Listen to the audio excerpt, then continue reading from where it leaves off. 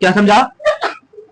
सबसे पहले क्या देखेंगे? चर राशि, जिसका मान हमेशा बदलते रहेगा उसको बोलेंगे चर राशि। एक्स वाई जेड एबीसीडी का कोई लेटर ले लो, क्या होगा? चर राशि। अचर राशि क्या होगा? जिसका मान हमेशा नहीं बदलेगा उसको बोलेंगे अचर राशि। कोई भी संख्या ले लो, कोई भी नंबर ले लो या कोई भी अंक ले लो, सब अचर होगा। अब दो चर रेखीय समीकरण क्या होगा? ऐसे समीकरण जिसमें दो चर राशि हो, दो को कोई क्या होगा? चर राशि, और उसका अधिकतम घात कितना हो? एक हो, उसे बोलेंगे दो चर वाले रेखिक समीकरण। चलो इसको लिखो। अब इसका हम लोग व्यापक रूप देखेंगे। इसका एग्जांपल लिखेगा तो ऐसे एग्जांपल लिख सकते हैं। जैसे देखो 2x प्लस 3y प्लस का 5 बराबर क्या है? 0। देखो एगो चर राशि x है, एगो चर राशि क्या है? y है, एक अचर भी है। चलो ध्यान दो। अब तो दो चर वाले रेखिक समीकरण का परिभाषा पूछेगा तो हम आराम से बोल देंगे ऐसा समीकरण जिसमें दो गो चर राशि हो और उसके घात कितना हो? एक हो, उसको बोलेंगे दो चर वाले रेखिक समीकरण। अब तुमको सबसे महत्वपूर्ण बात जो याद रखना है, इसका व्यापक रूप दो चर वाले रेखिक समीकरण का व्यापक रूप। तो याद रखना इसका व्यापक रूप जो होगा ना, ये होता है A X plus B Y plus का सी बराबर 0। इस रूप में अगर है तो वह दो चर वाला रेखिक समीकरण है। जहां पर याद रखना ए बी सी क्या है, जहां ए बी और सी वास्तविक संख्या है, वास्तविक संख्या है। अर्थात इसका कहने का मतलब यह हुआ कि ए बी सी वास्तविक संख्या मतलब वास्तव में जितना संख्या है, चाहे परिमेय हो चाहे अपरिमेय हो, चाहे पूर्णांक हो चाहे प्राकृत हो चाहे पूर्ण संख्या हो, कुछ भी यहाँ पे हो सकता है। जैसे एग्जांपल हम लिखते हैं, जरूरी नहीं कि ये 3x प्लस 2y प्लस सी बराबर 0, ये जरूरी नहीं कि सब प्लस में ही रह सकता है। सी कई जगह पे 5 ले लो। देखो ये इस रूप में है कि नहीं है? एक जगह पे क्या है? 3 प्राकृतिक संख्या है, बी की जगह क्या है? 2, y है तो y मतलब दो चर राशि तो करेगा ना, प्लस सी की जगह पे कोई। अगर इसी को हम ऐसे लिख दिया √3x माइनस 2y प्लस का 6, क्या ये नहीं होगा समीकरण?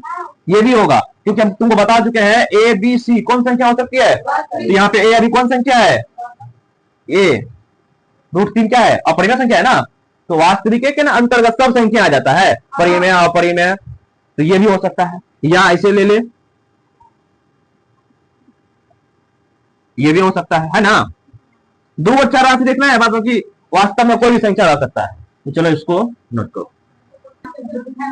हाँ ध्यान दो। अब एक चीज और नोट करना है, तब प्रश्न वाले हम लोग चलेंगे।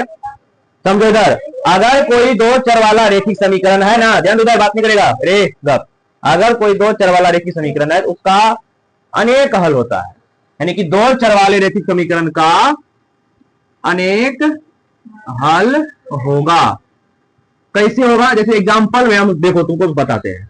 जैसे मान लो 3x प्लस का 2y माइनस का 5 बराबर 0, क्या ये दो चर वाला रेखिक समीकरण है? तो बोलोगे बिल्कुल ये है ना।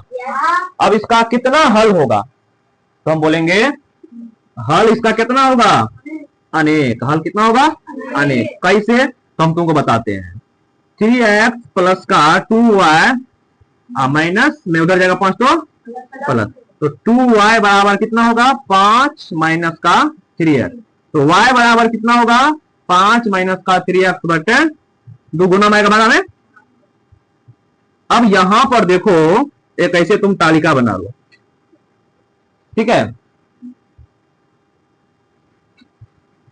इस एक में रखो x, एक में रखो y। इसका यूज आगे ग्राफ जब खींचेंगे ना 10th क्लास में या 9th क्लास में, तब ये चीज को बहुत अच्छा से हम लोग जानेंगे और इसी का यूज होगा। इसलिए अभी समझो, यहाँ पे x का मान रखते जाएंगे, y का मान आते जाएगा, रखते जाएंगे, आते जाएगा कि नहीं आते जाएगा। तुम्हारा जो मर्जी है यहाँ पे x का मान रख दो, जो मर्जी है x का मान रखते जाओगे, y का मान आते जाएगा कि नहीं आते जाएगा।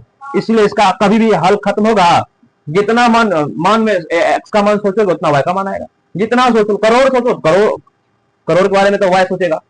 इसीलिए इसका क्या होगा? अब यहाँ पे देखो, अगर हम x 0 लेते हैं, x क्या ले लिए? तो 3 गुना 0 0, 5 में 0 गया तो 5, 5 को भाग देंगे 2 से, क्या 5 बट्टे 2 ये रहेगा। x को यहाँ पे 1 लो, 1 लेंगे तो 5 में से 3 गया, 3 गुना 3 होगा ना, 5 में से 3 गया, 2 को 2 से भाग दिए 1। क्या इस तरह से ये मान आते जाएगा? कभी भी खत्म होने वाला है? तुम यहाँ पे x का मान लेते जाओ, y का मान आते जाएगा, इसीलिए हमने तुमको यहाँ पे लिखा दिए दो चर वाले रैखिक समीकरण का अनेक हल होगा। हाँ, एक वो दो चर वाले रैखिक समीकरण देगा तब, लेकिन हम लोग 10th क्लास में पढ़ेंगे अगर दो चर वाले रैखिक समीकरण देगा ना तब उसका हल क्या होगा, तब उसका हल अलग हो जाएगा। जैसे यहाँ पे समझो, ये आगे की बात है, जैसे मान लो 2x प्लस का 3y माइनस 6, ये हुआ एक समीकरण, ये हुआ एक समीकरण दे दिए 2x माइनस 3y प्लस का 8 बराबर 0। क्या वो समीकरण इसमें है? एगो समीकरण ये रहा, एगो समीकरण ये रहा। इसका जब हल निकालेंगे ना तब x और y का, x का एक मान आएगा, एक y का मान आएगा। लेकिन अगर एक दो चर वाले की समीकरण क्या बोलते हैं, एक दो चर वाले रैखिक समीकरण रहेगा तो उसका मान कितना होगा, हल, अनेक हल होगा। इस बात को ध्यान रखना है। तो उतारो, थ्योरी तुम्हारा लगभग में हो गया, ज्यादा इसमें नहीं है। दो चर वाले रैखिक समीकरण हम दो चर वाले रैखिक समीकरण 10th क्लास में पढ़ेंगे।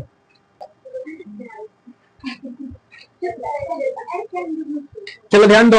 तो यहाँ पे समझो, इस चैप्टर में तुमको ज्यादा थ्योरी नहीं बताना है, जितना बताए उसको याद रखना। दो चर वाला रैखिक समीकरण क्या होता है, इसका व्यापक रूप और इसका हल।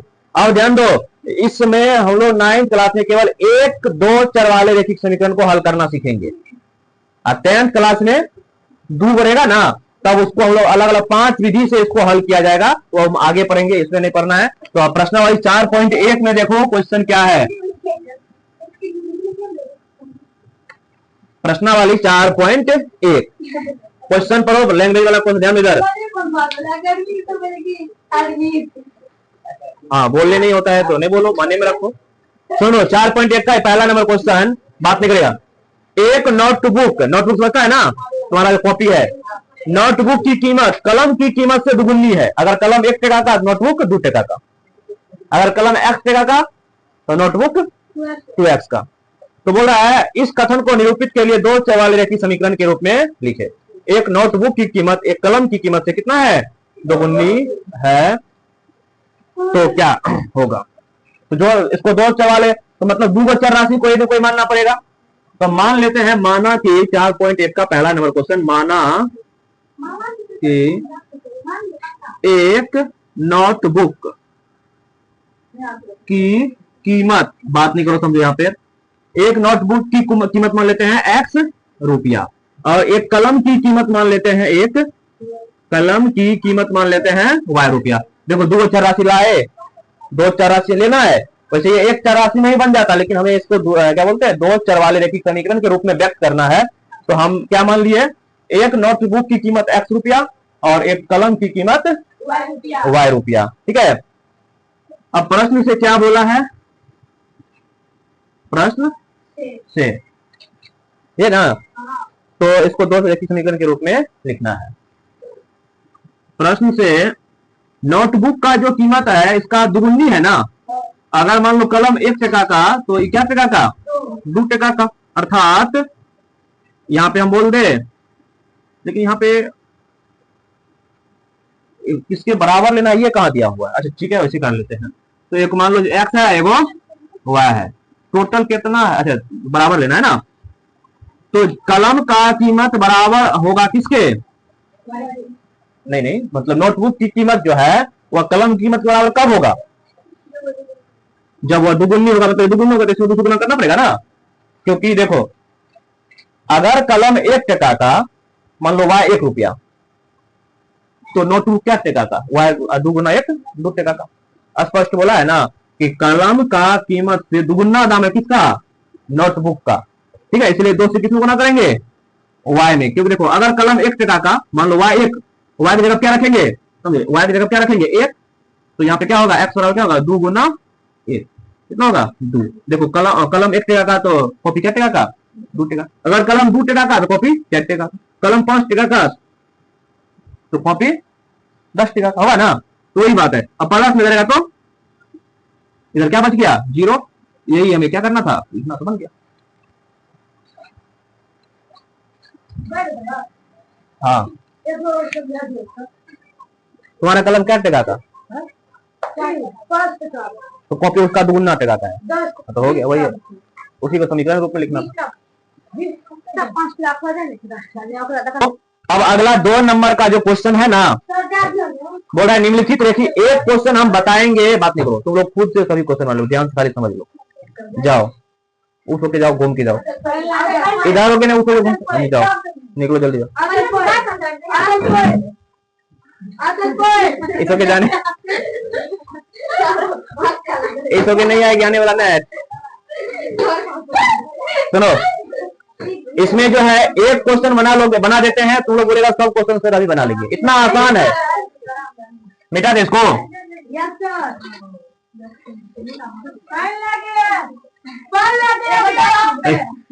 चिल्लाती मार खाएगी। अब देख लो छड़ी। अब देखो कोई भी समीकरण दिया रहेगा ना, तो उसमें ए होगा, बी होगा और सी होगा। तो देखो 2 नंबर का पहला क्वेश्चन तुम्हारा है 2x प्लस का 3y बराबर 9.35 पे क्या लगा हुआ, वार लगा हुआ है, लगा है ना। अब यहाँ पर समझो, इधर ध्यान दे, क्या ये व्यापक रूप में है? क्या ये समीकरण जो है व्यापक रूप में है? नहीं है। बराबर 0 रहेगा तब ना व्यापक रूप, तो ये प्लस नहीं रहेगा तो ध्यान दो, समझो यहाँ पे 3y ये प्लस रहेगा तो माइनस में आएगा ना। अब व्यापक रूप में हो गया ना, व्यापक रूप में तब बोलेंगे तब 0 बराबर, ध्यान दो समझ जाओगे। ये प्लस में फायदा आया तो सबसे पहला काम है तुमको इसको व्यापक रूप में क्या करना है, ले आना है। अब यहाँ पे तुमको बोल रहा है इस क्वेश्चन में, क्वेश्चन को हम पढ़ते हैं ध्यान से, देखो निम्नलिखित रैखिक समीकरण को ax plus B Y plus C के रूप में व्यक्त कीजिए। व्यक्त कर दिए, और प्रत्येक की स्थिति में ए बी और सी का मान बताइए। तो समझो तो वो क्या बताए, x के जो पीछे होता है ना यही होता है a, यही होता है y के पीछे होता है b, और जो बच जाता है c। तो a कितना निकाल लोगे, b कितना 3, और c कितना माइनस का 9.35 पे बात क्या बन जाएगा। अब क्या दूसरा का देख लो, दूसरा में भी कोई दिक्कत नहीं, देखो बट्टे है। हाँ ये तो व्यापक रूप में ही लिखा हुआ नहीं है, बराबर 0 व्यापक रूप में है ना। इसके पीछे में नहीं कुछ है तो, इसके पीछे में नहीं कुछ है तो यहाँ पे देखो ए कितना हो जाएगा 1, बी कितना हो जाएगा माइनस का 1/5, 5 लिया है ना बट्टे में, अच्छी में सहित लेना है, क्या हो जाएगा बी का मान माइनस का 1/5, और सी कितना हो जाएगा माइनस का 10। बना लोगे, बन गया। तो 4.1 यहाँ पे खत्म होता है। अगर तुम इसको बना लेता है तो कितना क्वेश्चन इसमें है, 8 क्वेश्चन है। जब नहीं कुछ मिलेगा तो 0 जरूर मिल जाएगा। जैसे मान लो कहीं पे x रहेगा y नहीं रहेगा, तो वहां पे b क्या होगा, y वाला पर 0 ले सकते हैं, 0 y, कोई फर्क नहीं पड़ेगा। तो ठीक है, प्रश्नावली 4.1 का जो 8 क्वेश्चन है ना, तुम उसको बना करके लाओगे।